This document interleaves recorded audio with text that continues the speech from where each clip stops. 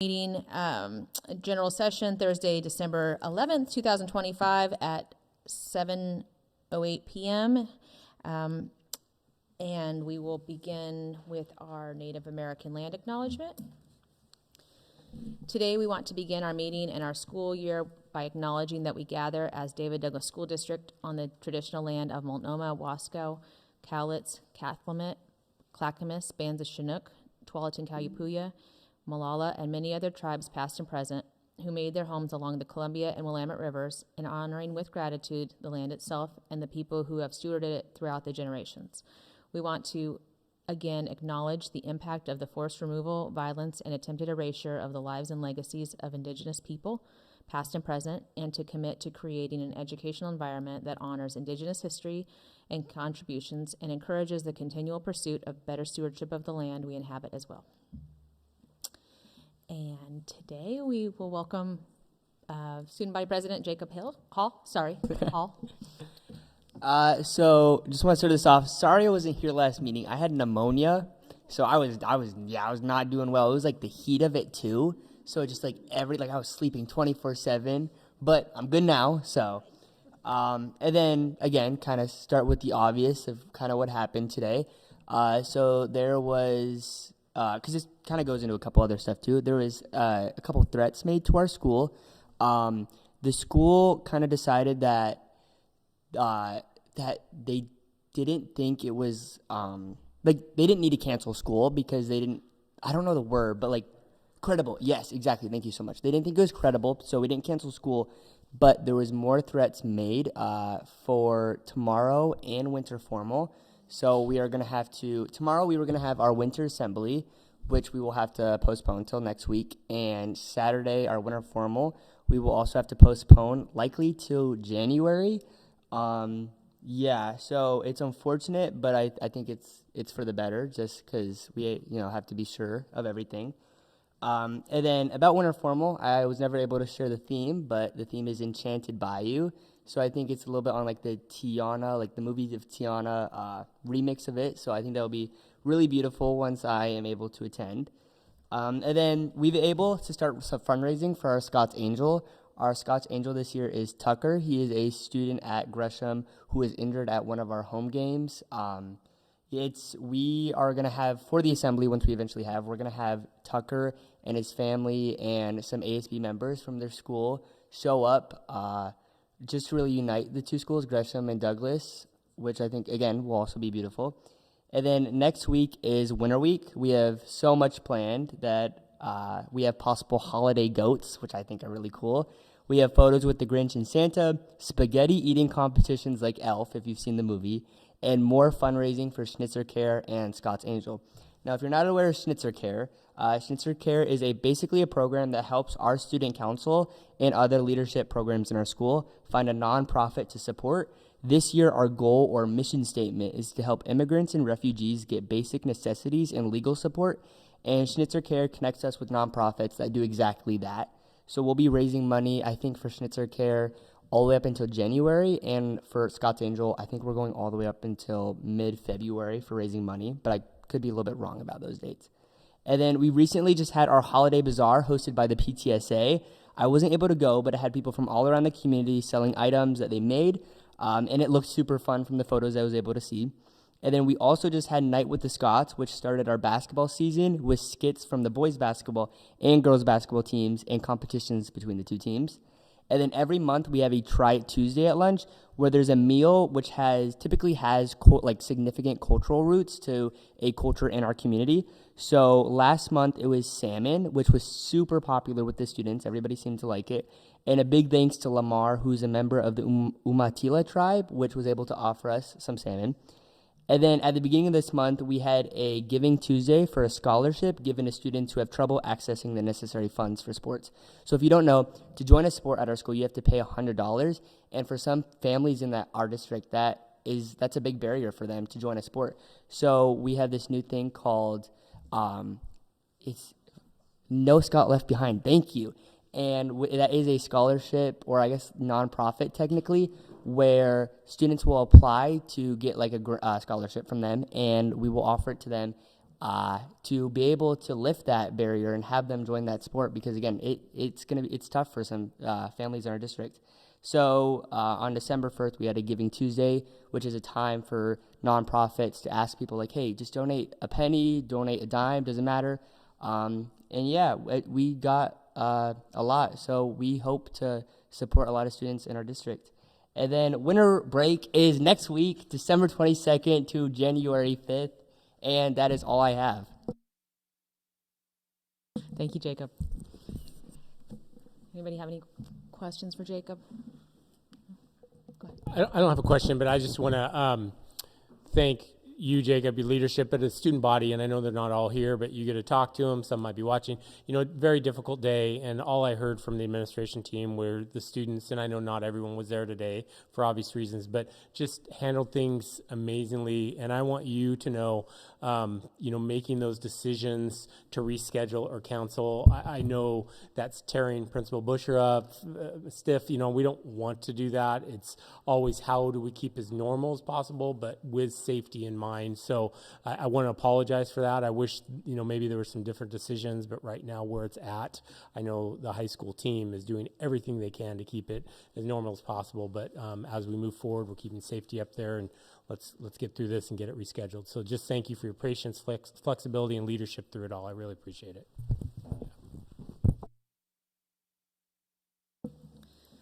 Thank you, Lori. All right. Well, then we will move on to public comment.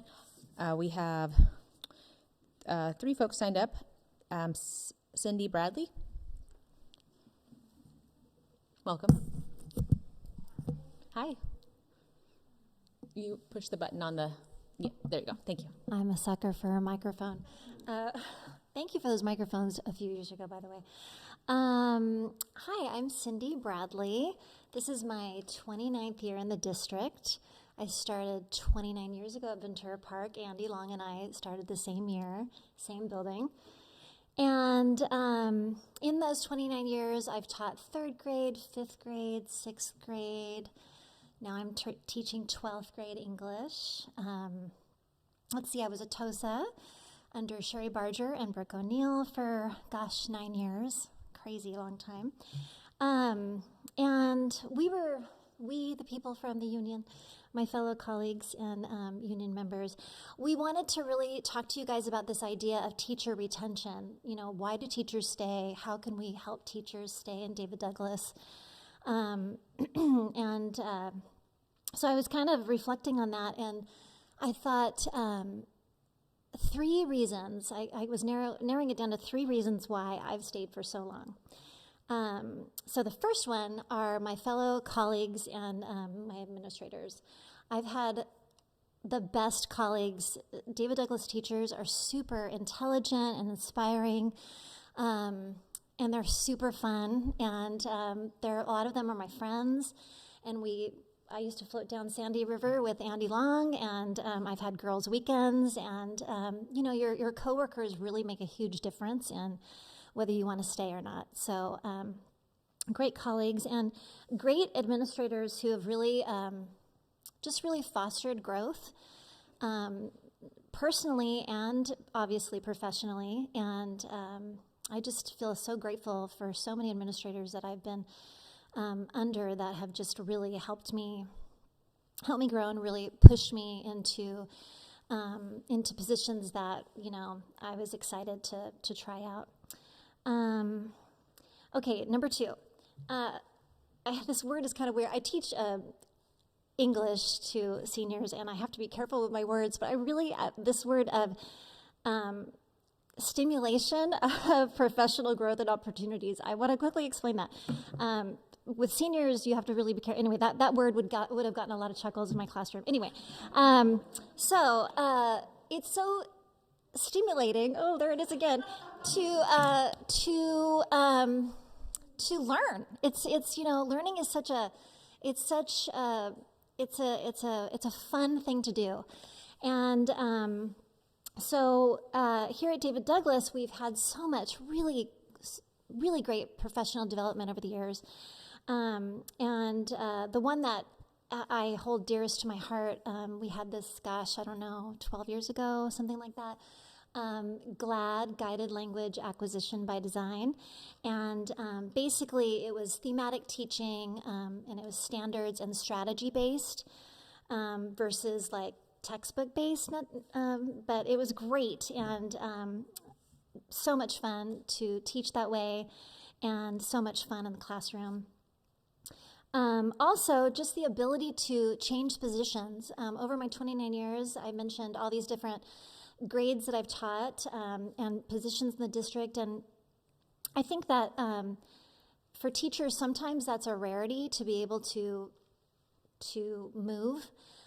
Sometimes I've known teachers who have been in the same building, same classroom for 29 years, which, anyway, that's great, and I'm not judging, but I'm just saying, like, I feel so fortunate that David Douglas has given me the opportunity to move around and to stretch myself. So thank you for that. And the third, by the way, I did this so I wouldn't have to wear my glasses on and off. The third is fun with my students. When I think, actually, may I ask you to think back. Wow, that got really loud. Think back to your schooling, your K-12 schooling in particular. Just take a minute.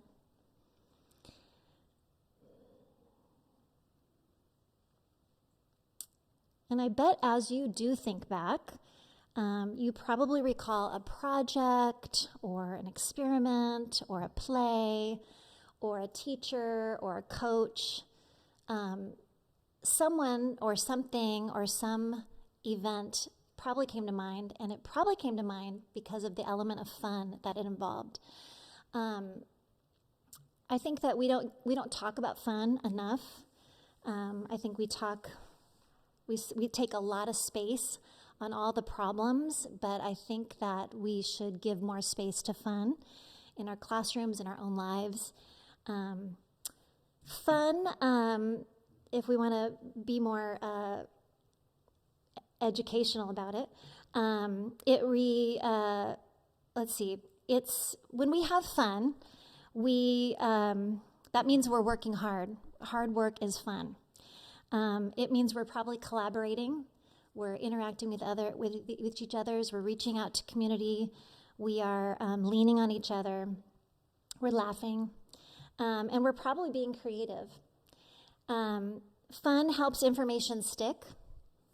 I don't know how many times I've heard teachers say, "I just taught that. How did they forget that?" And I think oftentimes it's because maybe we just weren't having fun learning it. Fun reduces stress, and stress for our children, our students are under a lot of stress. Our families are under a lot of stress. Teachers are under a lot of stress, and fun is such a medicine for that. Fun increases oxygen to the brain, so it helps the brain process and store information.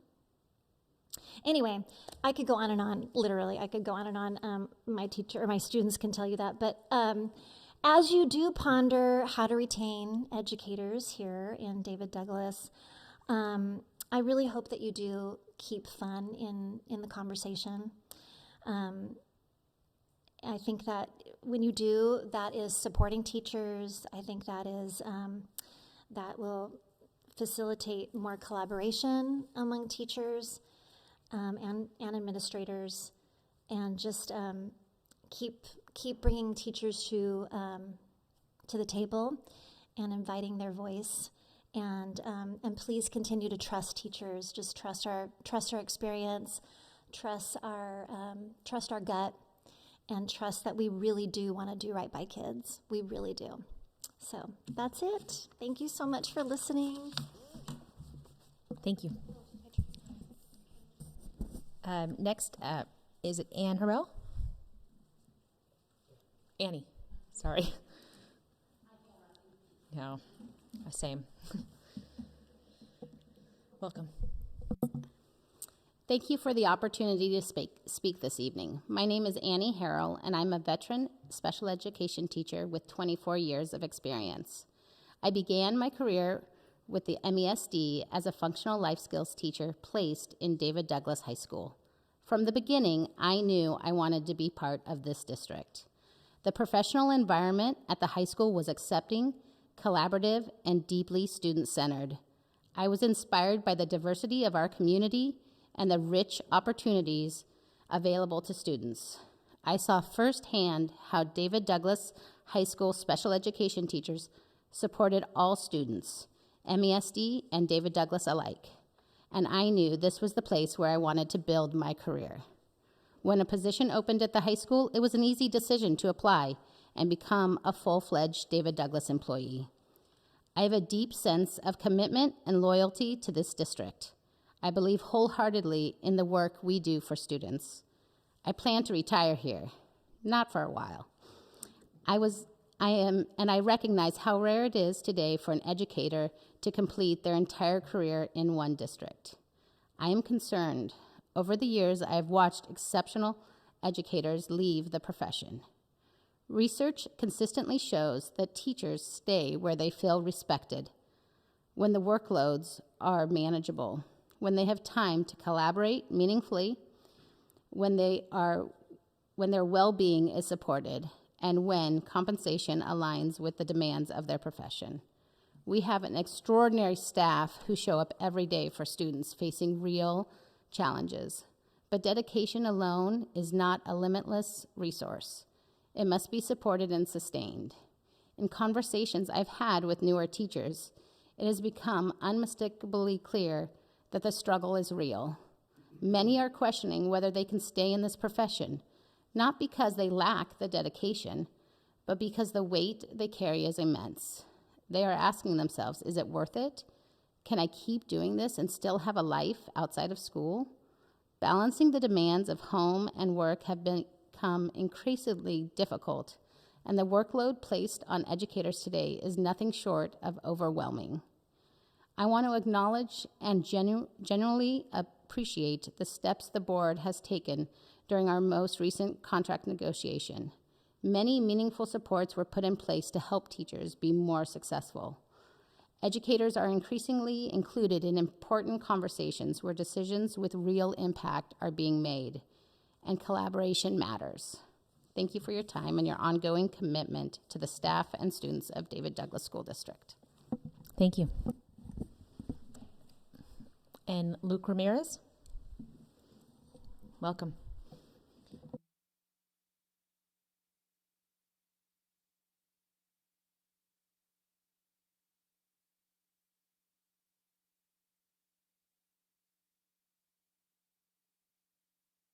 Can you push? Yeah, thank you. Okay. I'm feeling very nervous. I didn't think I was going to be, but I'm a little nervous, so bear with me. My name is Luke Ramirez. This is my third year in David Douglas, my second year as a classroom teacher. I had the privilege of teaching second grade at Mill Park last year and have moved into a third grade position this year. I also had the privilege of being doing my student teaching at Mill Park. And I just want to talk about why I decided to stay in David Douglas and why I wanted to stay at Mill Park specifically. And I can attribute that to three main reasons, the first of which being David Douglas's Grow Your Own program. I want to give a heartfelt shout out to the GYO because, quite honestly, I don't know, first of all, financially, if I could have made grad school work without the assistance of the Grow Your Own program. While the financial support was essential to me getting through grad school and lifted a huge burden off of my shoulders, it was also the community that I was given through the Grow Your Own program, as well as a great group of mentors that I was paired with, and a great group of fellow educators making their way down the same path. I would like to give a special thanks to Ms. Tay Spears and Andreino Velasco. They were instrumental in my journey. They pushed me to be the best teacher that I could be. They believed in me, they challenged me, and I felt supported through my entire student teaching experience, and I still feel deeply connected to them. And the Grow Your Own program, again, was instrumental in getting me through grad school and giving me the support that I needed. The second reason why I wanted to stay at David Douglas was because of my student teaching experience at Mill Park. From the staff and the administrators to the students, I felt at home when I was there. I felt like I was seen there. I felt like not only did my kids see me, but I saw them. And I think the biggest reason why my students' teaching experience was so positive was because of my teacher mentor, Bill Sharman. Bill Sharman is one of the greatest teachers that I have ever seen. He not only modeled what exceptional teaching looks like, but he let me know that he cared about me as a person. He taught me, he supported me, and he welcomed me into the profession with generosity and heart. By the time I finished my placement at Mill Park, I knew that I didn't want to be anywhere else. I'm proud to call Bill both a colleague and a friend, and I am so immensely proud of the community that we have at Mill Park. The last thing that I would like to share is that as a new teacher, these last 2 years, I've been a part of the new teacher mentor program, and I was thankfully paired with a fantastic mentor, Abby McNeil, and she made a world of difference and is continuing to make a world of difference in my first 2 years. For example, she'll be coming in next week. She's giving me the gift of time this holiday season, and she's going to come in and teach an art lesson. It's just 45 to 50 minutes where she's going to take the time to do an art lesson with my students, but I think probably, as you guys know, that 45 to 50 minutes to prepare and prep for things after the break is huge. So she's been able to come in and model and teach in my classroom. She's observed me teach. And again, I don't know that I would have got through the first 2 years without her. It's had its ups and downs, but she's been there the whole time to answer any of my questions, support me in any way that she could. And she was there, for personal and professional stuff. If it was just venting to her, she was there for that. If it was to lesson plan, she was there for that. So I feel extremely grateful to have had the new teacher mentor program. So again, these 3 things, the Grow Your Own program, my student teaching experience, and the new educator mentor program have been huge in my teaching experience thus far, and they are the reason that I am here with you guys today. They are proof that when we invest in growing, supporting, and retaining educators, it works. I'm proud to be a David Douglas teacher, and I am grateful for the people and programs that have brought me here and continue to support me. Thank you. Thank you. Okay, now we have DDA comment with Alice Eberharder. Welcome.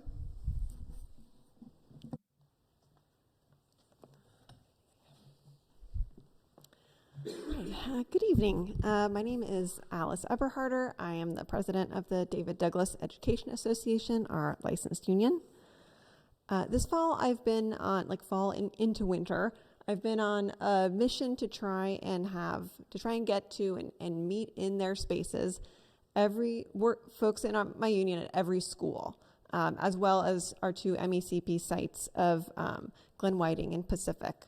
And I think I might have one left, but I've been to almost every one. And it's been really, really helpful, fascinating to connect with folks. And often it's just like, can I take 2 minutes of your time and just talk about how's your year going? What does your class look like this year? What's good, what's hard, all of that. I have heard some real positives, especially from folks who are coming in from other districts and have a little bit of a comparison, and they like being here. So I want to pass on that compliment.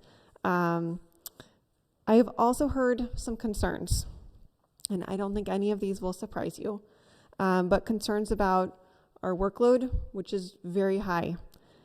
Concerns about student behavior, especially all over, but especially in elementary, which is significant and has really big ripple effects on the whole buildings. And then support, which is stretched a little thinner than it was last year, especially considering classified staff cuts and just the context that we're in right now. So those are 3 things that have really stood out to me. And speaking of that context, I do think it's really important that we are aware, and I know all of you are, but just that what's happening at the national level is really working to deprioritize what we do as educators, deprioritize education as a whole, birth through college and beyond. And to me, all that means is deprioritizing students as well. Another piece of that is deprofessionalizing us as educators, which really, to my mind, seeks to undermine and diminish our value to our community, or rather, our community's perception of our value, and split us apart from the folks who we are here to serve every day. So, given this context, I am asking myself, I am asking my union members, I'm asking my executive board, how do we respond? As a district, as a profession, what are we doing? And my position at this point is that we need to be doubling down on our strengths, the things that make us great. And the number one thing that makes schools great is educators. We are the people who drive this, and not just licensed administrators, classified, everybody who's in this profession is trying their best with the goal of improving students' lives. Education is not just a product, right? It's a skill set, it's a knowledge base, it is a practice that people improve over years and years throughout their careers. It's not something concrete necessarily. It's not as visible or tactile as a curriculum or books or materials or buildings, even though we do need all of those things as well. But teaching and educating, it's a verb, it's an action, and it's something we're doing every day to make that makes this whole system run. And that's why I really believe that focusing on our educators, doubling down on our educators, they're going to be here and doing the job regardless of what else is around them. And without them, this system does not work. So again, not just licensed, our whole community of educators. And as you heard regarding teacher retention from our members this evening, it's the people, it's the relationships, it's the fun, it's the connections that we have with each other, with our students. That is what helps kids learn. That's what builds this community. So that is why I'm asking you to keep in mind and prioritize our educators as you go forward with the decisions you're making. So thank you so much. Thank you. Okay, all right. Then we are on to bond update, the bond oversight committee. A little early. Yeah, so not here yet. Derek, are you expecting anyone? We're expecting Lisa. Lisa and Adam. Lisa. Yeah. Do you Or want to do the presentation first? Do you want to move towards the presentation? yeah, John, would you like to jump in? You good? Are you waiting for Jen and?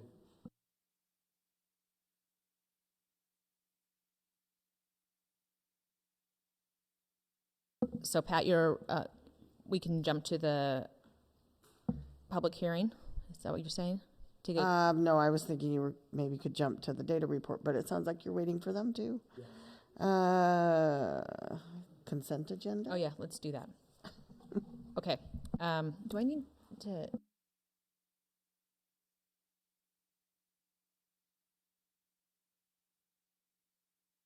Okay.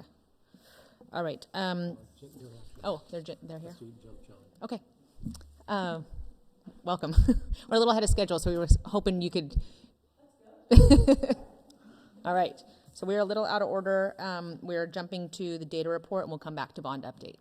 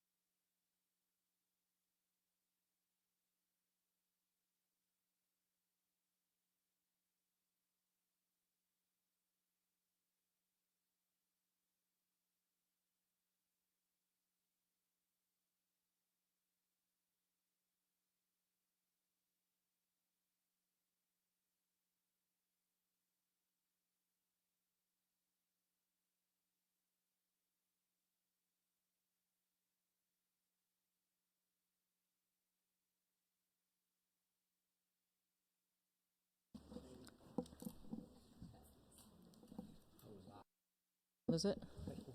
Uh-oh. Oh, there we go. Will you turn on your microphone too? Thank you.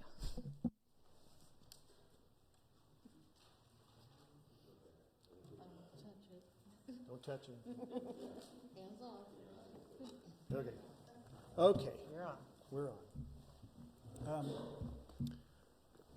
You've seen this little image before. This is our David Douglas pathway to graduation. And years ago, I don't remember how many, Ken, maybe you remember, 5 years ago, maybe, a big group met and talked about this stuff a lot. And we developed some benchmarks that we measure each year that we felt were important on the pathway to graduation and staying on track. You'll notice on these that there is no ninth grade indicator on here. And that's really okay because the state has one, right? So the state of Oregon has an accountability measure that every district is responsible for, which is ninth grade on track.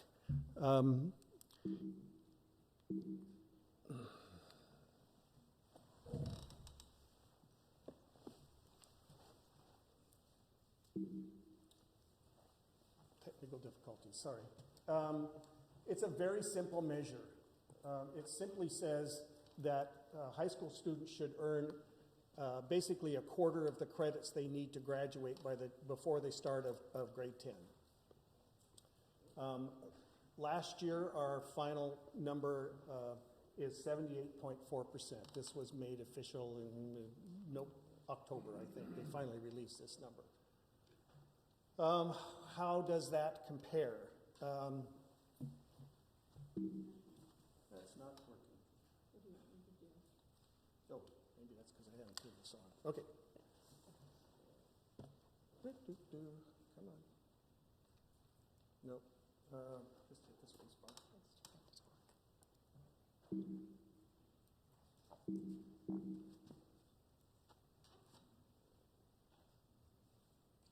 don't know why your slides won't advance, Sandy.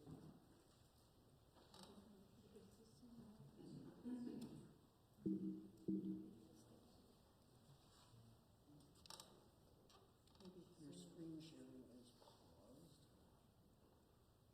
Let's resume.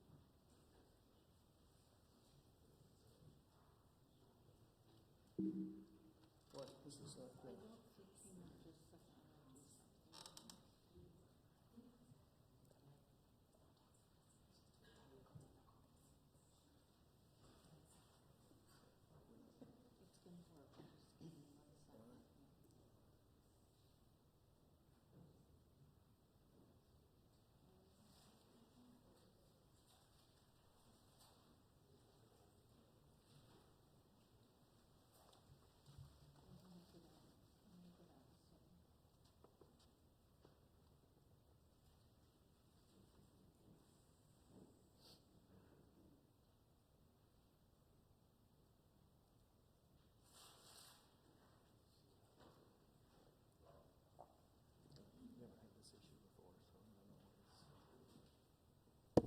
To our community or anyone who might be listening on YouTube or streaming this, we're having some technical difficulties trying to get our slides moving. So that's the pause right now.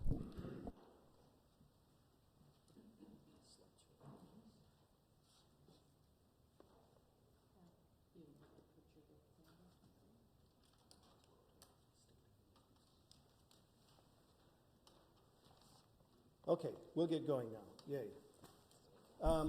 78.4%. How does that measure up in terms of historical numbers? This is a bunch of years, a dozen years or so, of this measure, official ODE data. ODE did not collect this information in the spring of 1920 when COVID hit, but we calculated it internally. That's why that bar is orange. And as you can see, we took a big hit during CDL. The number dropped way down. It has been climbing since, but where we were at prior to COVID was basically we were headed up and we were kind of on that black dotted line. So around 85% of our kids were on track. in ninth grade. Disaggregated, here's what the student groups look like for last year. The black bar on the left is all students, and that line goes across. I would caution you about some of these groups are very, very small and volatile, so be a little cautious about drawing too much conclusion from those.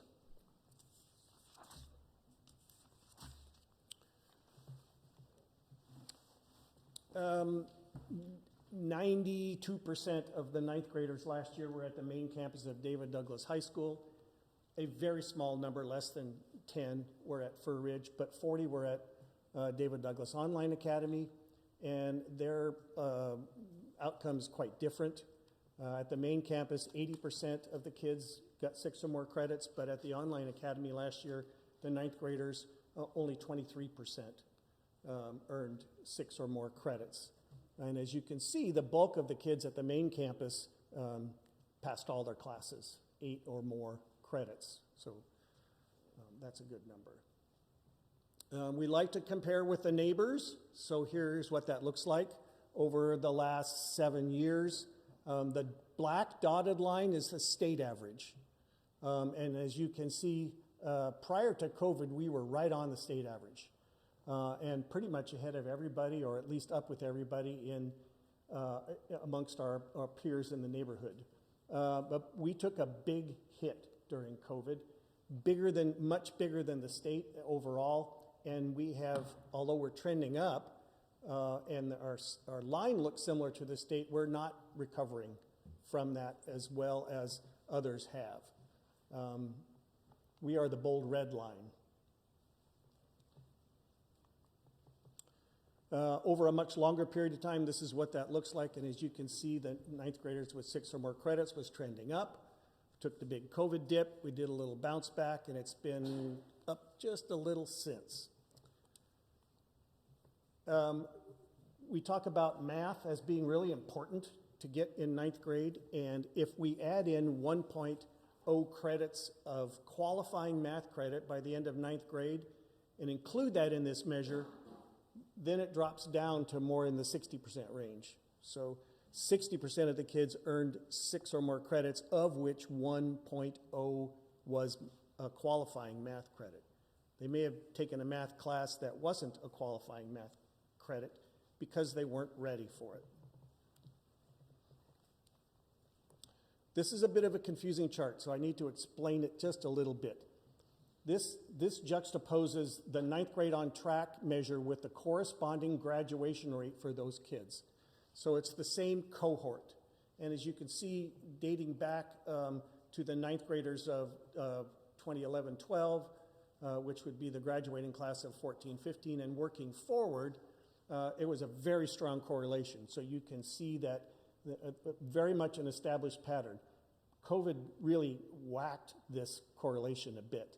And mercifully, the difference, mercifully, the blue line did not dip below the red line coming out of it, or we would have had grad rates down in the 50s.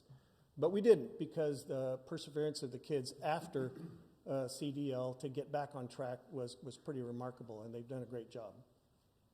That gray dotted line is our projected graduation rate for 24-25, which is it's not yet complete and finalized, but we're pretty confident that that's right about where it is. So an interesting thing is these are the same cohorts, but these are not entirely the same kids, because this has kids in it who were here in ninth grade and we measured and then went somewhere else, so we don't know their outcomes. It also has kids who came to us after ninth grade, so we don't know what they brought with them, but they're part of the graduating cohort.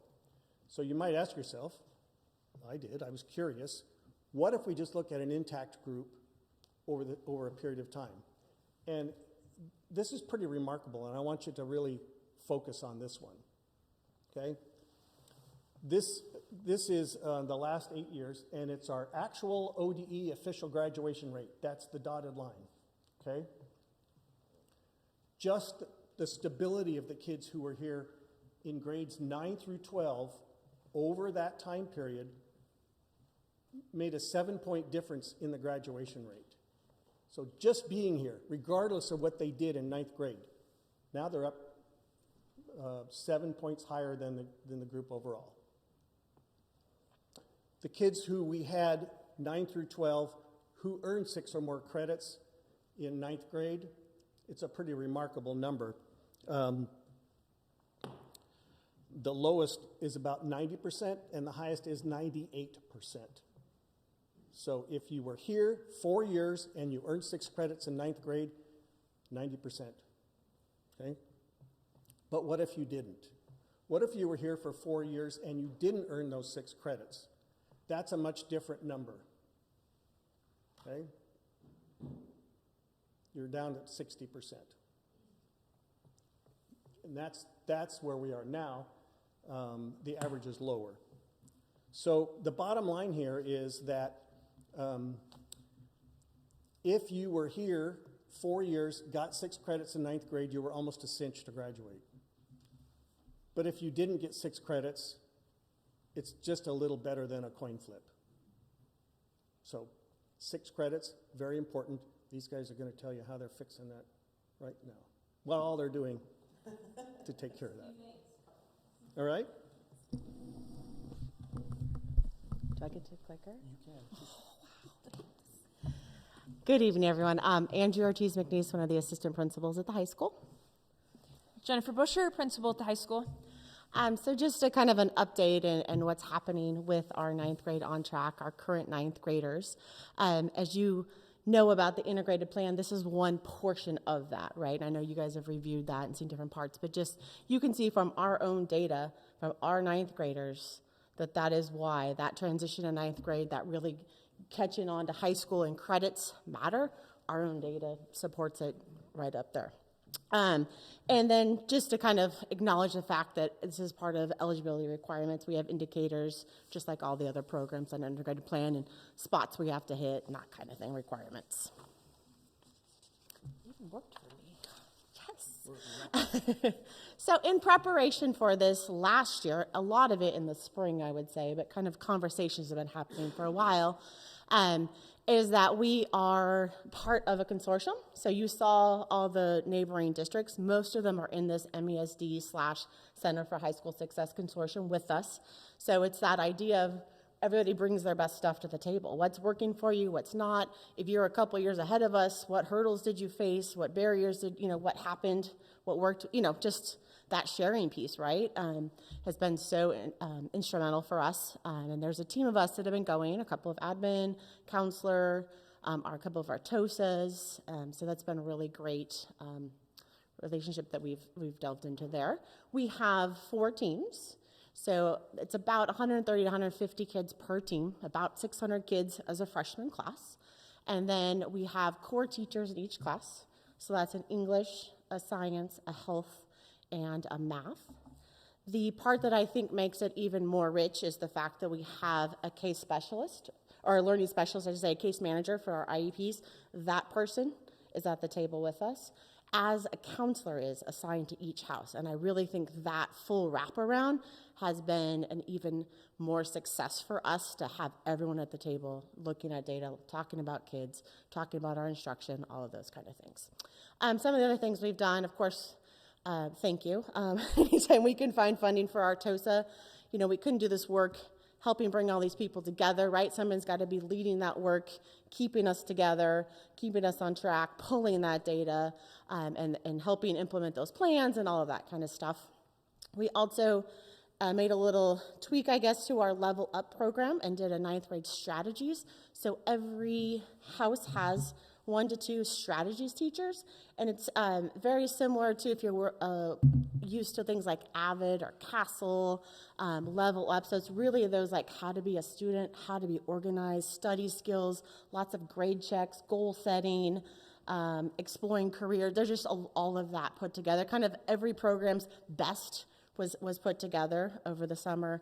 Everyone's teaching the same curriculum. We have rubrics for the grading. Like it's very aligned. And so that work was done.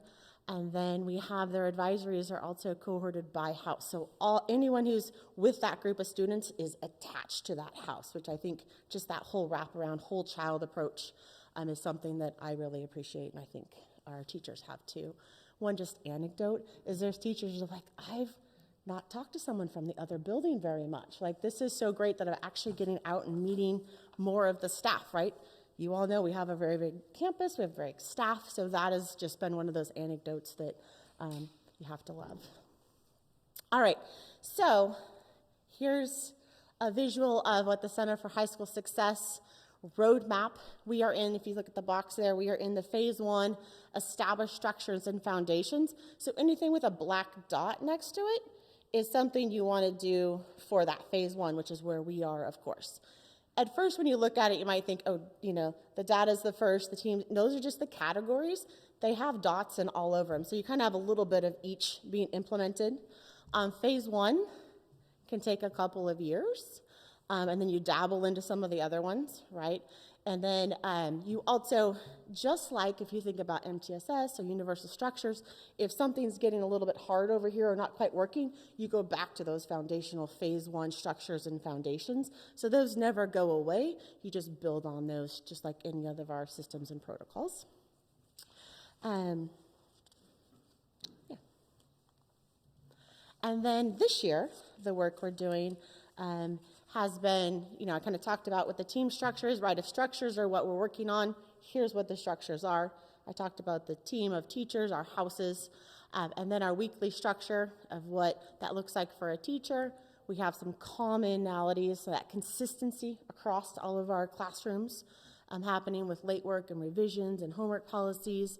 And then now that we've had the students for a little while, we're actually getting into some implementation cycles of interventions. And the big thing we've learned is we just did this 12-week data dive, basically, of academics. And what we realized when we did a sort is that demographics for 1 to 3Fs were not significant. Looking at if MLLs or SPED or attendance wasn't the factor. Right? The factor was what skill did that student need to build from. And this is a big emphasis of the Center for High School Success, is that skills wheel. So things like organization, self-advocacy. If they're struggling, do they have that skill of perseverance yet? Or is that something? So right now we're literally in a new implementation cycle working on what skill is going to benefit the majority of my kids, or kind of breaking them into a couple of groups where this group I'm going to work on organization, this group I'm going to work on name that skill or intervention. And then just to kind of show you, so remember we have the A and B, so that's why it says Monday, Tuesday. So if you have a Monday or Tuesday, that's the other huge one, I should have put that out there, is that they have a common prep. And that is key, that the house teachers all have a common prep, because then they have time to talk about kids, to talk about content, and actually talk with kids and caregivers. So our structure is Monday and Tuesdays. We have our house team meetings. That's a lot of that data review, analysis, and talking through what's working, what interventions we want to try, setting our goals, that sort of thing. If they have a Monday, Wednesday, Friday schedule, that Wednesday, their time is spent with their content partners. So talking about what's that unit, what's the assessment working on, that alignment, just continuously aligning together what's working for you. This those rich conversations that teachers have and need to have, right, to progress with students. And then the Thursday, Friday, in our Monday, Tuesday meeting, that Thursday or Friday, we set up what kid or kids, usually it's about 2, that we want to talk to about a specific thing. And so is that grades? Is that attendance? Is that just a change in behavior? Is that, hey, I've noticed success. I've noticed, areas for growth, maybe following up from conferences, of course, like sometimes there were things that the caregivers brought up, lots of different reasons and focuses, but we have a tracker of all our students, and our goal is to get to most of your students, right? And it's 130, 150 as a heavy lift, but if you think about you have 8 people doing that work and meeting a couple kids a week, we really get that one-on-one time with all of our kids. Sometimes it's a meeting where you pull the kid and there's a couple people at it. Sometimes it's that caregiver connection. There's some options and flexibility based on what the need is and what the team feels that need is for that kid. So Anything else? That's what we're doing. Little stuff, little work. Yeah. Yeah, a lot of work. I have a question. I love this. This is super. I love seeing like the spreadsheet of or the blueprint of what you're all doing too. With the high school strategies teacher, is that where like the focus, like if you're saying like a student's identified as their primary need being organization or something like that, like is it all of the teachers know that that's the topical area, or So, you wanna- Yeah, go ahead. So per house, the strategy teachers are also assigned to a house. So that whole house is going to focus on that. It kind of depends, right? And that's something we're working out. So some of these strategies we haven't tried. But if organization in this group is identified, there's a shared spreadsheet where we've labeled that. The 4 skills are there, and we've identified for each student that we feel like needs that. It's there for all teachers to reference. And so different classes use that in different ways, but there's some agreed upon, like what does your class structure look like, those sort of things. And is there, do you have any update on like how the progressive grading, I know you're rolling it out for the first, like how is that going? It's hard to tell right now. I don't know if we're seeing a significant, like we were really focusing on our 9th graders, and I don't know if right now we see a significant change, but we're talking about at semester, like how are we really going to provide some interventions to get some of these kids passing their class? Because when we look at it, we can easily say, oh, it's attendance. It's not attendance. So that comes back on us. So we're looking at credit recovery options, having a class just for freshmen. But it's been a huge lift for our staff, for our teachers, but they have ran with it. And I want to give it a little bit of time because I do think that we are going to get some real benefits out of this. And hopefully the data will show that. We'll see at the end of the year. Certainly, this is great. Thank you. Any other questions? Go ahead. Yeah, I'm fascinated by the house structure. How do the students get determined into a particular house, and is there any movement between them possible? Or instances where that would be helpful? So, most of it is pretty random, just like you set up any class structures. Although we have some input from 8th grade about, if there's some students, we try to balance needs that we already know incoming, but I would say some of it also is just sort of the random, you load the system in Synergy and yeah. So we just try to balance as much as the items as we can. And I think we would consider, if there was a need to move a kid from a house, but these teachers, the classes are a bit smaller than other classes in the high school, and the relationship building, like every kid can tell you they're freshman house teachers, which is pretty cool. They're spent, so definitely something we would consider, but it hasn't even been an option. Yeah, it hasn't been a need. It hasn't been an issue.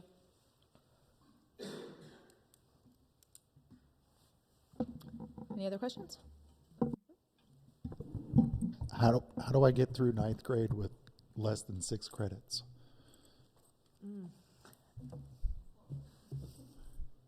Well, summer school.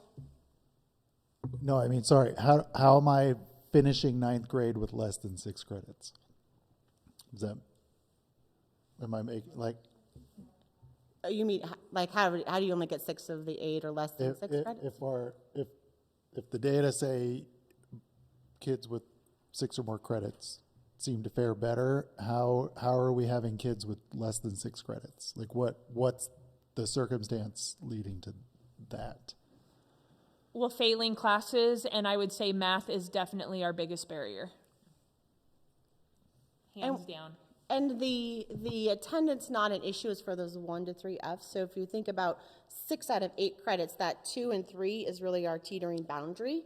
And so keeping those 2 or less Fs on that side and bringing those 3 Fs over the line, that's really where our focal is for the interventions. The 4 and more Fs group, often attendance, and there's some other, concerns.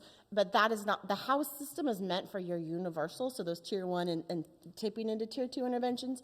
Students that are 4 or more Fs, that could be some of those other demographic needs, but that cohort of kids that are real close is where the teams focus on, because that's, house structure is really a tier 1 universal structure. So if I'm finishing 9th grade and I have less than 6 credits, it's because I'm failing classes, or is it because of my class options? Because I think I also heard that there's math classes that aren't credit classes. So I'm just trying to think like how much is it I failed a class, how much is it I'm not in a class that earns credits for whatever reason. The 6 credit measure is agnostic of the type of course. It's just you passed 6 courses at least, that's all. Even if it's a remedial math class, you passed the class, so you count as 6 credits. That's the state measure, and that's the one that we use to show the correlation.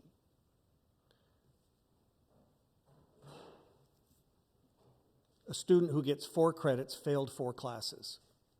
They have 8 opportunities to pass a class for 8 credits. Each semester.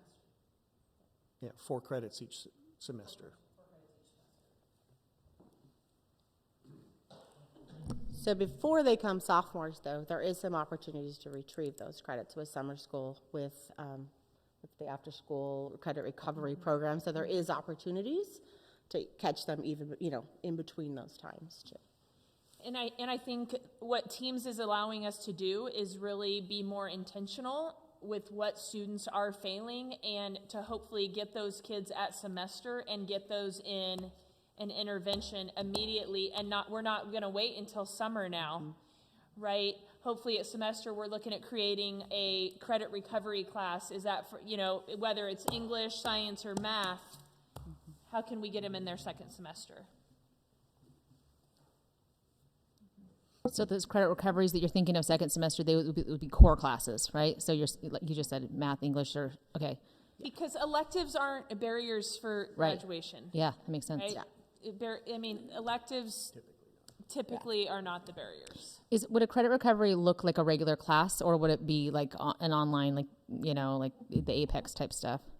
If we can pull it off, it'll be in person.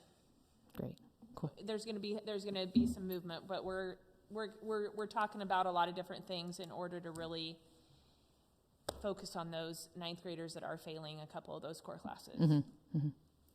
Great, thank you. All right, well, thank you so much. I just have 3 things, Madam Chair. Real quick. First and foremost, the entire team, thank you. But Angie and Jen specifically, you mentioned a couple different words, but one is change, one is a lot of passion. I know it comes with leadership, your entire leadership team, the 2 of you, and all the teachers that are leaning in through this process, learning as we go, right? So I just want to shout out to all of you for taking this data seriously, knowing that 9th grade does matter, keeping kids on track, earning those credits is important. So I appreciate your willingness to let's do things differently, right? If we just keep doing the same things, we're going to get the same results. So thank you for your leadership there. 2 other things. One is for the entire board to, just because I have John here. John, our resident data expert, does a lot of different reports for us. He reminded me, we've been emailing back and forth, that on our data reporting calendar, we have January where we look at graduation rate. Well, yeah, but it's on January, which we don't look at January because, so anyway, we put it on January. Last year, if you remember, we don't do it January. Why? Because the data is embargoed. So then we bump it to February. So I'm just flagging that because John brought that to my attention that in January, I haven't even talked to the board leadership, that we won't do the graduation data as it is on the calendar because we can't. The data is embargoed. So then John and I are talking about, okay, is it better to do in February? And I'll talk to the board leadership, or even possibly March, because in March we could look at the graduation rate backwards, but then we'll have a lot more data to look at current forward. So it might be a better time where we could have a presentation on both. So either way, either in February or March, you're going to get some semblance of this team coming back talking about graduation rates and graduation data. So just flagging that. And the last thing I wanted to flag, just because they're here in the room, and Jacob already addressed it, and I know we've all had emails and different things, but I would be doing a disservice that I didn't recognize and thank Principal Busher and Assistant Principal McDees-Ortiz. Today was an interesting, difficult, heartfelt day, and I can guarantee you the 2 of them, the entire team, staff, Jen will be the first to champion taking care of kids, ensuring the safe environment, doing the best we can, ensuring a safe environment, put everything else in the back burner. I just want to thank both of them for it. It takes a toll, and obviously they're here because they believe in kids, they believe in achievement, but it was a day today, and I just want to recognize that for the entire board and for you. Thank you, and I know the board knows, I know we sent out communication that tomorrow is another day, and we're going to welcome kids in and bring them in and do the right work. So thank you. Yeah.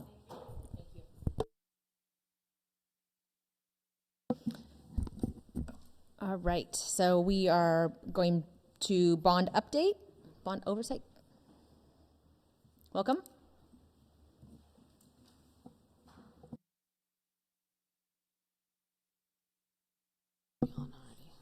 Is red mean on? Am I on? Yes. Okay. Good evening, everybody. I have met some of you, not all of you. I'm Derek Morgan. I'm a project manager with RNC Management, and I've had the privilege of being a construction manager on several of your bond projects. And I'm Lisa Stormler. I'm your bond oversight chair, committee chair every time. So Adam couldn't make it tonight, but we got Derek here, and he's actually been on site a lot, so it's actually exciting to have him here to talk more specifically about some of the projects and how it's going. Okay, I think we'll get started. I'm going to walk through this, and if I miss something, I apologize.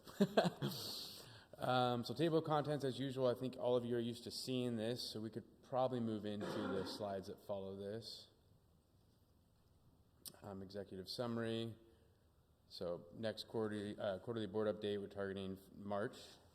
And then the BOC meeting, we're targeting January, February. That's still TBD. Next, we'll go into schedules and budgets, which are attachments I don't believe we typically pull up here, but they are available for review. And I have most of the knowledge in my head. If anyone has questions, I could probably answer them. And we did go over the schedules and budgets pretty detailed on our last bond oversight committee meeting, which actually we did it online instead of doing it in person. And I think that actually worked better because people could have the budgets open on their screen and look at it while we're talking about things. So, I mean, I think we're actually maybe a little late, but learning how to manage that meeting better too, so.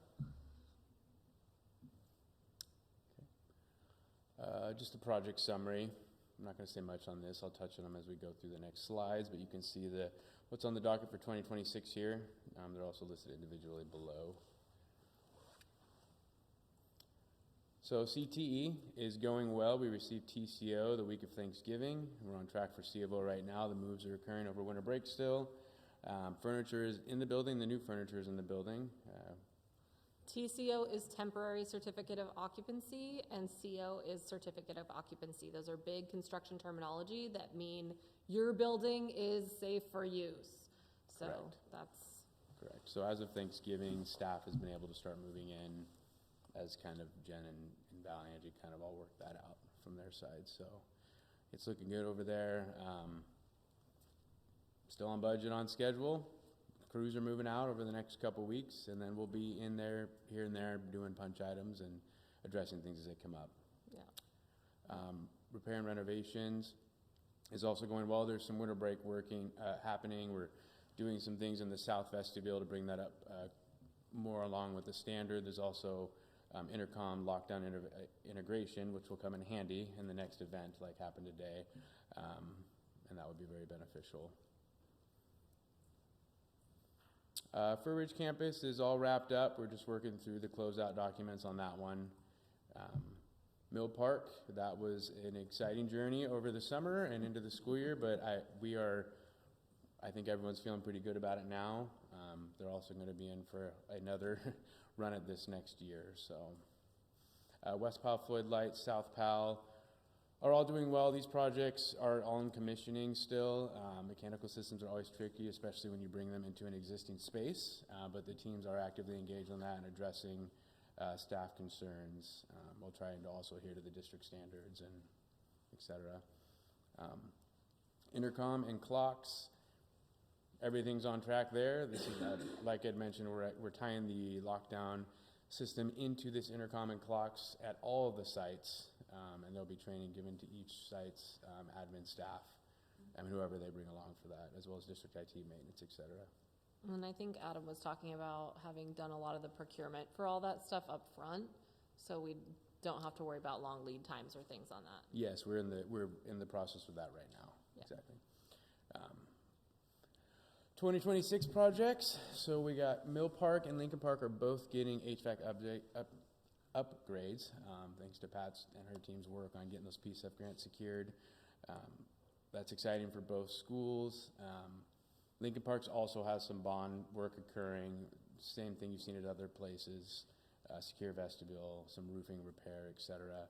Mill Park is getting its solar system this year. Last year we installed all the substructure for it. This year they're actually going to get the panels. That is a requirement of the state's green energy technology at 1.5%. Earl Boyles in Gilbert Park. Earl Boyles has bond work occurring, secure vestibule, bringing up to standards, some siding repair, some needed siding repair and roofing, as well as HVAC PSEF at Gilbert Park. So we're returning to Gilbert Park to give them air conditioning, which is great. And these projects are all on track. They are, all four of them are CMGC again, which means we're already working through procurement, making sure we have electrical gear and mechanical equipment in time for the summer install. Well, and we learned some things on permits too, so we're way out ahead of that this time. Yes, and we were, that 2024, we had some permit bumps this year. Has Super gone much smooth. better so far and will next Super year as smooth. well. Yes. Menlo, Ventura, and Ron Russell are all receiving similar scopes. They're getting secure vestibule upgrades. Ventura's Parks is very interesting. It's a little bit more involved because of the nature of that building's entrance. So we're kind of reconfiguring that whole space similar to Gilbert Heights to allow for that vestibule to occur and still have the natural flow of student traffic. New fire alarms, which is great. Antiquated systems, wonderful. Those are getting updated. And then Ron Russell is getting a sizable roof, new roof. It's actually going to be an overlay where we're able to cover much more square footage of the roof per recommendations of the district's hired envelope consultant. We're also putting a lot of solar PV on that roof as well to meet with the state's green energy technology requirements. And again, like was mentioned, we've started on procurement for the intercoms and clocks. We're wrapping up the tail end of design. We'll move right into purchasing after that. Because it's a standardized system, it makes it rather easy to identify what we need and procure it. So, and then another added project is North Palhurst HVAC. This is for the administration offices of the building. We were able to put through-wall units, PTAC units, in the classrooms to make up for the loss of some of the non-permanent window units that had been in there that MASD and those folks were used to. So now we are going to add it to the admin area as well. So this is a smaller one, but we're working on it right now. And then I don't know if there's an update. We're continuing to meet with our communications. Individual Cody is, I believe, meets with the communications team regularly, and I don't know if there's any updates on that end of things. I don't have any specific updates on that. So No, I don't think we had anything major come out of the last bond committee meeting. It was kind of standard stuff, making sure that updates are hitting the website and making sure that people know how to access the different parent square and community square and stuff like that. And that's just a matter of like people actually using the system too. So, yeah. Questions or comments? Thank you so much. Does anyone have any questions? Okay, go ahead. Sorry, 10 seconds, less than 10 seconds. First, Derek, thank you. I just want to thank you for communication, professionalism, and I think for the board to know, we had a big ask when we hired RNC and all of our architects, everyone, developing buildings, remodeling, all that is always important, and safety and everything. But I was and I think everyone on our team and around this table, yeah, but this is a school. This is a district, and what you're doing and how you're giving back is, part of the work. We're talking a little bit legacy, the impact of kids for a long, long time. And I personally believe Derek understands that, gets that, and gives back that way. So I want to thank him and obviously Adam as well. But obviously, you can't do it with Bond Oversight Committee, and a lot of people at this table understand volunteer, and I know you understand volunteer, and I just want to thank you for your commitment, always showing up, being here. We're not done yet. We're going to finish strong, but again, your leadership, your voice has just been tremendous, and knowing that we can count on you to kind of navigate, ask the difficult questions, and also celebrate with us has been amazing. So thank you so much for all you've given and continue to give. Really appreciate it. I want to thank all these board members here. It was really great to see you guys come out on the tour. The tour is super fun. Yeah, for sure. Awesome. Cool. Yeah, thank you. And no, we're not going to let you, step away once your job here is done. I promise I will do the next budget committee. I just couldn't do it last year. Man, busy. Thank you, Lisa. Thank you, Derek. Thank you, Lisa. Thank you guys. Have a good night. Thanks, guys.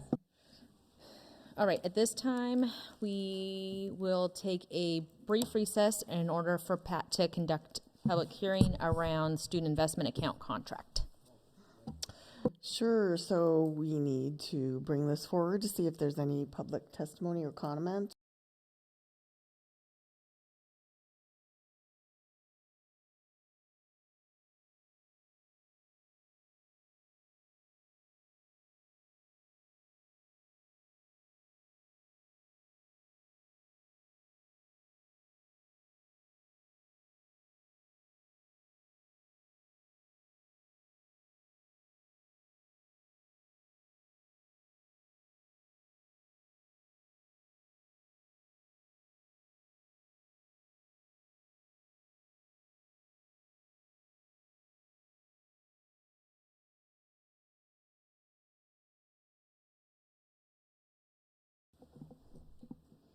Did anyone have any questions? Any questions for Pat around what we're approving? Is there any discussion?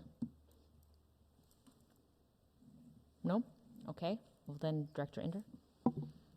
Ender, aye. Stevenson, aye. Demura Jerson, aye. Jordan, aye. Franklin, aye. Okay. Thank you. Thanks, Pat. Okay, now we're on to the consent agenda. And again, this is an action item, so we need a motion, please. I moved to approve the consent agenda. Second. All right. Are there any questions or discussion on any of the 4 items on the consent agenda?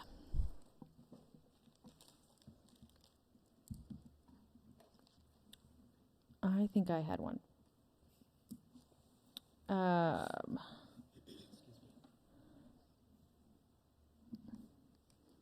Pat, a couple, I mean, maybe these were more in the bond, but there's a couple big revisions on, I guess, the PNC construction and the Howard Wright.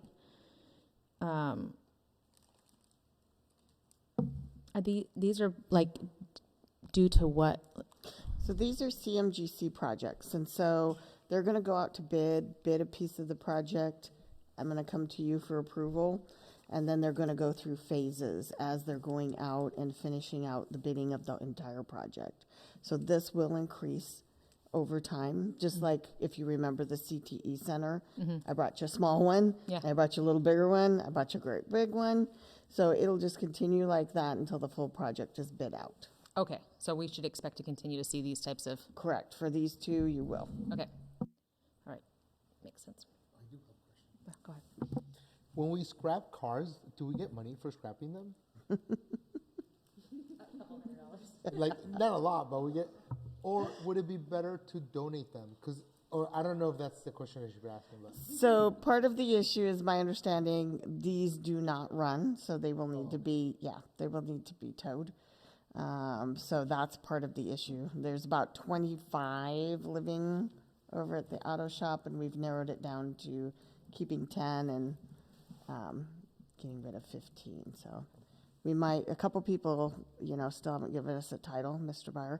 And so we're going to go drop his bug back in his driveway. Okay, one more. So I do notice the big increase on unemployment claims.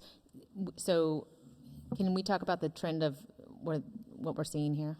So what you're seeing is, if you recall, our classified can get unemployment. And so that it used to be the case that I think it's been 3 or 4 years now.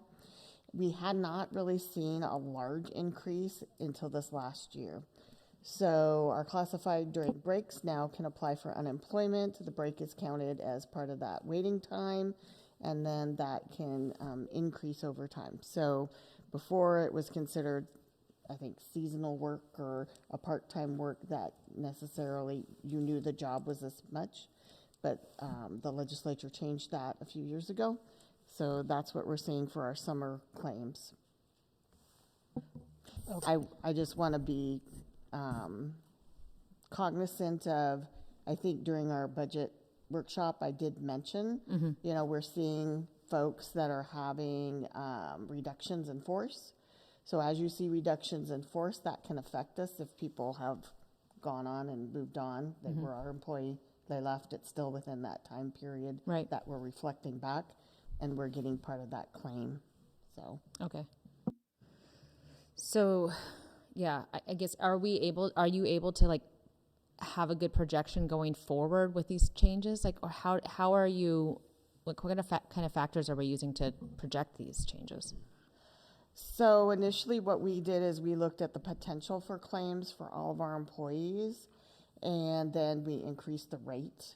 So if, I think it's been a couple years now that we've been at 1.8% as our rate in the budget.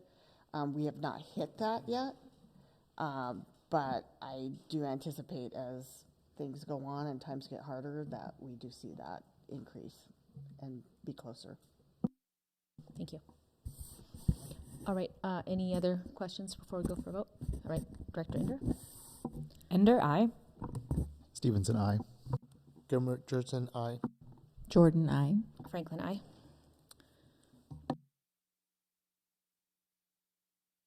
All right, Superintendent's report. Yes, thank you very much, Heather. A few quick items, going to be pretty brief this month. First, just a couple really short, just heads up and communication.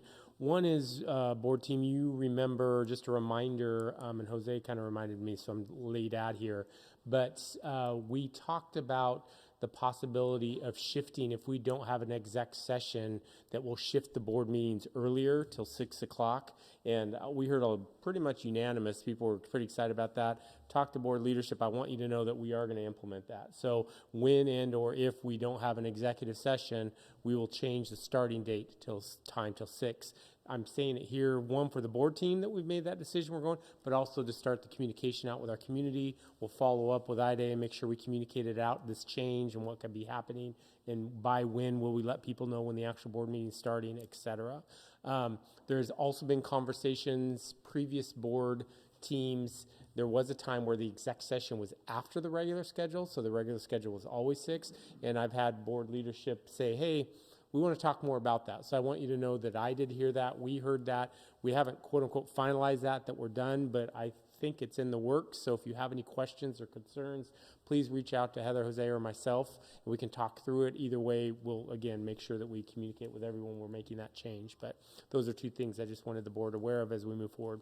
Second one, clarity. I think I've shared this as well, but again, to the public a little bit, there was new legislation passed. We have new policy related to district-wide equity committee. Specifically, I'm bringing that up because part of that legislation says a representative from the equity committee has to serve on our budget committee. We were already basically had a full slate of volunteers in our budget committee, so we didn't seat anyone from. We did have a resignation from our budget committee. I think you all know that. So we are reaching out and going through now the equity committee to get a volunteer on from them as required by law. So I just want a heads up that we're in that process. We don't have anyone quote unquote seated yet, but we will be navigating that. The third thing real quickly, celebration, excitement, and we just talked about a little bit related. I'm going to draw you back to November 2022. November 2022.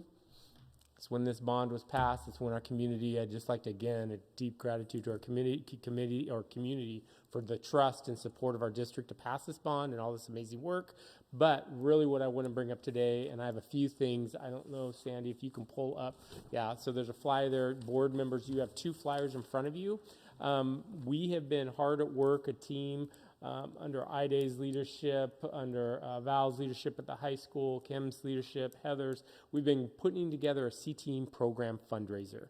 And we wanted all of the board to understand that on the 23rd of January, we are going to come together to celebrate the grand opening. It is a fundraiser in which we are in the process right now of inviting people to. There's a table cost. There's going to be a paddle raise. The second document, Sandy, if you want to show this, it's 2-sided. There's actual specific levels of support, sponsorship. There's also even up to if you want a CTE named after you. If there's someone that owns a Ford dealership out there that would like a classroom named after them, or someone that owns maybe a hospital that would like something named after them, we have ways we can do that. So obviously, I wanted to make sure the board's involved, also officially launch this publicly to our public through this board process, that the 23rd is going to be a great evening for us to celebrate, hopefully raise money, and have a great launch, ultimately, of the CT Center. I want to be clear to our community and our board, this fundraiser is not because we aren't opening the building, and it's not because the bond is not setting up the building. You heard the furniture's already being moved in. It's not like, oh my gosh, we had a blank. That's not the case. There's always more. There's always new technology. There's always need. So this is that plus one. The building's going to be ready to open. It's going to be furnished. It's going to have the tools. But these are some more exciting opportunities, new technologies, some things that weren't in the bond that we're hoping to bring to the table with a goal of $175,000. I'd also like to pivot that's January 23rd, and there have been some on the team that, okay, but that costs money, and how do we make sure that everyone's involved? Maybe some people don't want to be involved in that. On the 24th, Saturday the 24th, is going to be the official ribbon cutting of the CTE, which is not going to have any cost, or anyone that maybe doesn't want to come to the fundraiser and have a sneak peek or first look at the CTE Center, because we're going to tour it that night, is welcome from our community to come on the 24th with the ribbon cutting, and we'll be ultimately opening the building and kind of going from there as well. I'm going to pause there, and I want to open up the mic to Heather or Ida, who have been very involved in that. Anything you'd like to add or anything you'd like to share about this process or information? Well, I want to give a big shout out to IDA. There's a ton of work that's on this lift. So these beautiful flyers, and really looking forward to that this evening and being able to do this dinner fundraiser.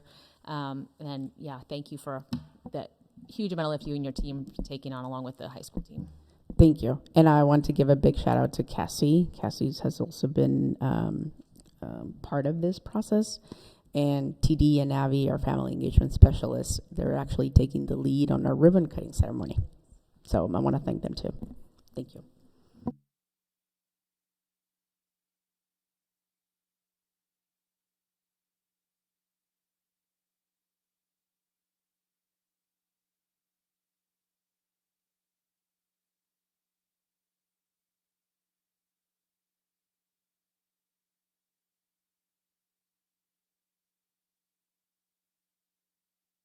If any of you have friends or family or that maybe own businesses that might be interested in write-offs or other type of things, we'd love to be connected. I'd be happy to call them, connect with them, provide more information. But we're in that recruitment phase now. All of us on the committee are going through and sending information, invites, this information to kind of say, hey, what are you interested in? Do you want to donate? Do you want to sponsor? Do you want to come to the dinner? Look at purchasing a table, part of the paddle race. So please know everyone's welcome. And if there's anyone you think you should call this person, I'll make sure Ida calls them. No, I'm kidding. I will call them. So and we'll kind of go through that process. If there are no questions, then I am last thing. Believe it or not, I think this is the last board meeting this year. I won't see some of you until next year, possibly, right? A year from now. So I just want to say thank you for your service. Amazing 2025.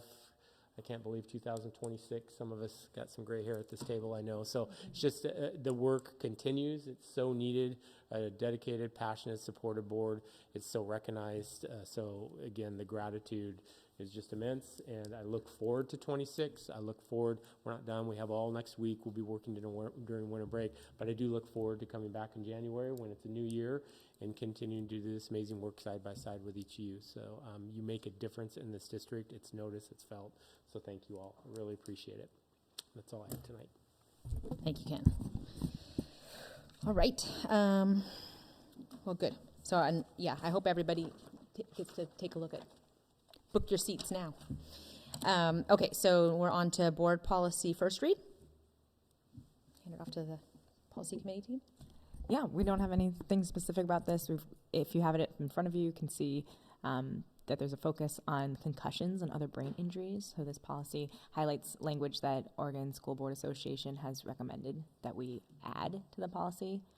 So we'll put our heads together, but nothing jumps out at me at the moment. Yeah, it's another one of those aligning us with things that we're supposed to do anyway. So it just adds to something we already had.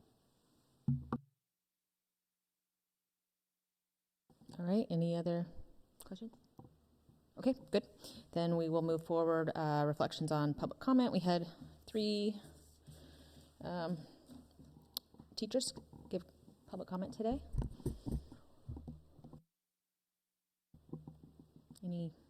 Anybody want to? It was really nice to hear from teachers. You know, really good. I liked hearing such I don't know, reflective things and kind of hear from different perspectives. It's nice for me. I enjoyed hearing from a 29-year veteran and then a 3-year-old new teacher. So that was cool to see, and I'd love to learn more about the retention and what we can do to help with that. Yeah, I really liked the new teacher mentor program. Didn't know about that one. It's pretty great. That reminds me. Sounds helpful. On the Grow Your Own, it would be interesting to keep in mind what the district can keep doing in light of the funding. I'm going to call them changes, even though they yanked. But what we can do that's in the spirit of Grow Your Own. I will say also, it's fun to hear public testimony that gives you an insight to how a teacher would be in a classroom. And sometimes we always get good testimony, but every once in a while we have a teacher that will just kind of talk, and you see glimmer of exactly what it would be like to be taught by that teacher. And I personally love that, so I really enjoyed that today. All right, then we are on to board liaison and committee reports. I have submitted one from Sarah, from Director Epstein too, so I'll, because I don't think they're on. Director Epstein visited Gilbert Park and is very grateful for new staff. It's pushed class size numbers in 1st and 3rd grade up to 30 and 22 respectively. Staff and student safety is still forefront of their minds at Gilbert Park. And then Ron Russell had their first safety committee meeting in November. About 10 caregivers and 3 students were in attendance, conducting meetings quarterly to discuss trending behavior, parent concerns, and feedback, and positive notes. So good visits from both of those schools. President's Council was recently, and the students at David Douglas are talking about attendance, which I love that they're talking about attendance, because that's what everyone should be talking about all the time.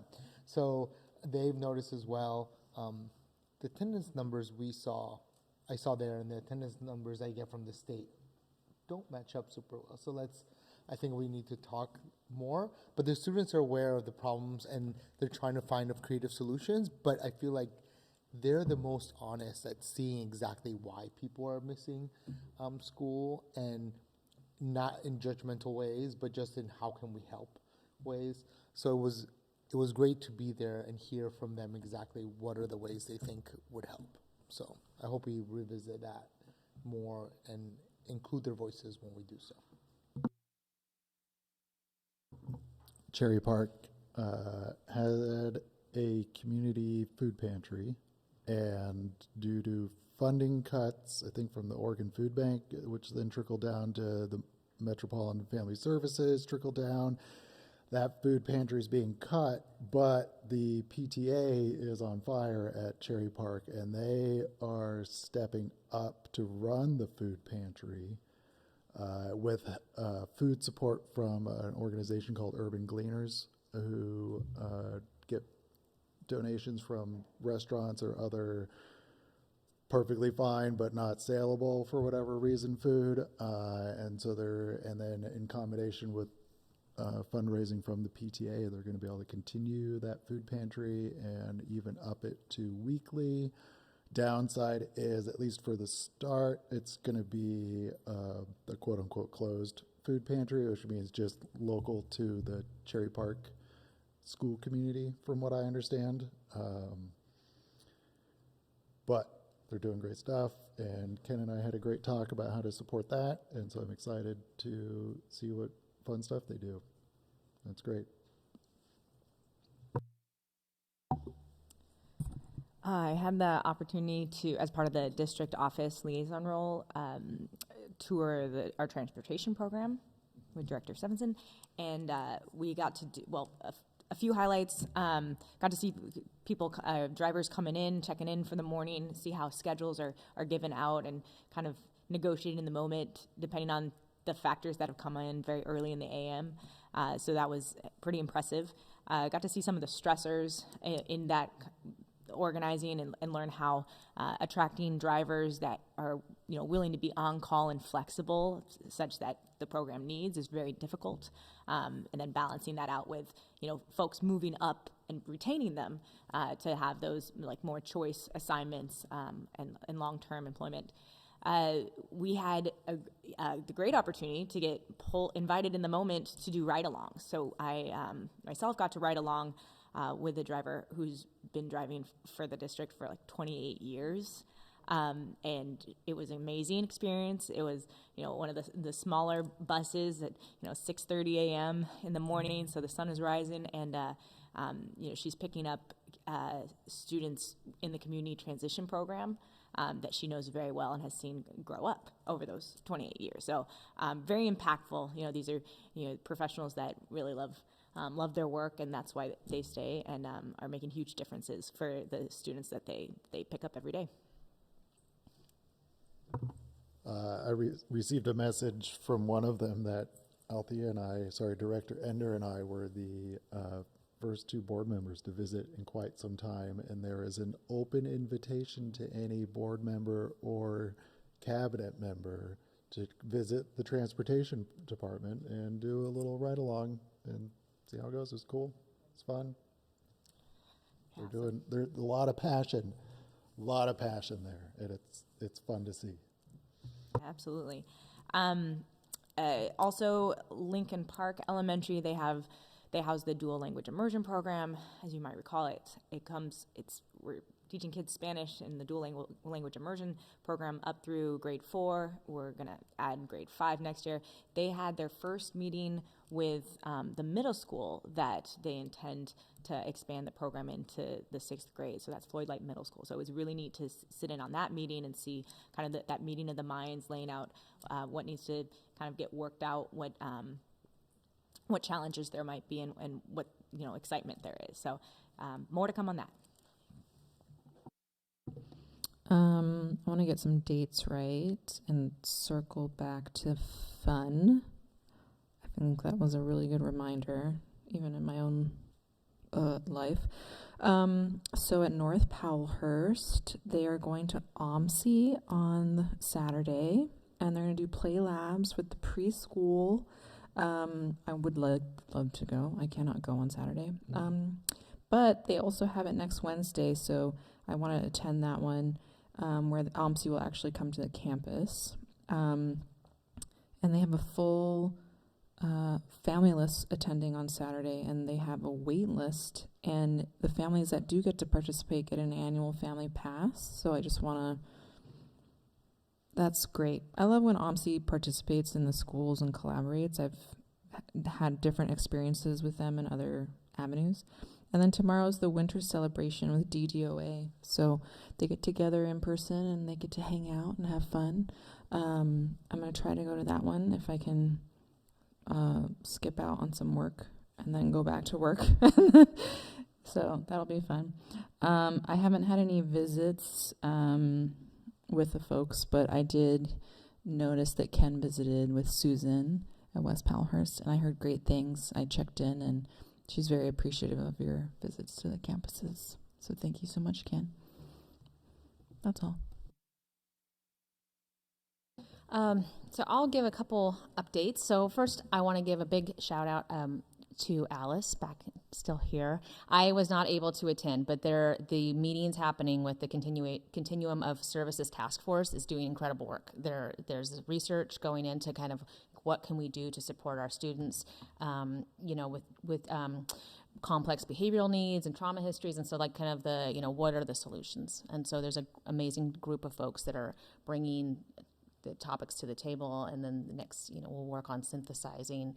So really excited about that, and there will be a full board report in the spring with the findings. So really cool work, and I think it's really encouraging given, you know, the continuous conversation around the needs that are, you know, needing the gaps that are still left in our system, and the you know, increasing behavioral challenges we keep hearing from. So Alice, amongst all of the other things that she's spearheading, has got this pretty incredible task force going on too. And then the other thing I want to also highlight with DDEF, the Educational Foundation. So they're also involved with the CTE fundraiser, taking on a big role, adding a lot of expertise, and also with the No Scots Left Behind that President Hall spoke about. So they put out that Giving Tuesday fundraiser, but they're, you know, really amping up this fund. I think the goal, they have matching funds up to, I think they have 12,000 in matching funds, but anyway, I think the goal is about 35,000 to reach, so that students that struggle to make the athletics fee, which is $150 per sport now, and I think it's $85 for a music maybe. So that helps students be able to participate that otherwise would have financial barriers, and so that's really a great program they have going on. And so if anyone wants to be contributing to that, that's an ongoing fundraiser that they have. Like I said, they're very involved with the CTE fundraiser. Representative Wynn's family asked, in lieu of flowers at her memorial, that they direct donations to DDEF, and in kind of in follow-up, there's a memorial scholarship that's being collected funds for students for this year's graduating class. And so also want to just, you know, recognize that the work that they're doing there. So DDEF has taken on, you know, they're involved in kind of all throughout the district, and there's lots of ways to be involved. And there's a constant request to increase participation. So I just would like to throw it out there for the community too, that it's a really small group of very dedicated folks on DDEF, but there's always a big ask for more people to get involved in. And yeah, so want to celebrate them too. And I think that's all from me. I did forget one thing. I wanted to shout out the immigration group, because they keep doing good work and having really good discussions, and we know it keeps coming up, so it's still needed. And the people that are showing up to that group are really doing the work of like getting whistles to people and getting the right resources to the families that need it. And I know it's every day I hear, I'm a member of different groups nationwide, that all of a sudden they're reaching out because it just reached their community. So it's good to be able to go to a place here and be able to take that knowledge there. So I appreciate that. And then the whole team that's working under the UNI and everyone that goes. So thank you. All right. Well, we are adjourned, and everyone have a Happy New Year.